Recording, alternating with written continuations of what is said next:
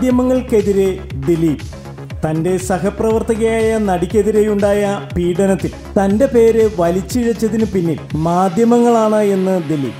നമ്മൾ വിശ്വസിക്കുന്ന, നമ്മൾ ബഹുമാനിക്കുന്ന നമ്മുടെ പത്രങ്ങളുടെ ആദ്യ പേജിൽ തന്റെ പേര് താൻ അറിയാതെ വന്നുവെന്നും അതെങ്ങനെയാണ് സംഭവിച്ചത്?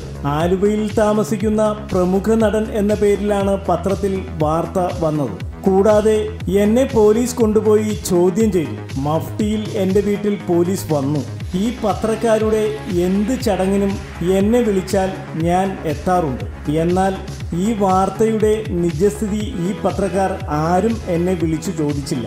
മാത്രമല്ല, ഒരു പോലീസ് ഉദ്യോഗസ്ഥനെയും വിളിച്ച് അങ്ങനെ ഉണ്ടായോ എന്ന് അന്വേഷിച്ചിട്ടുമില്ല.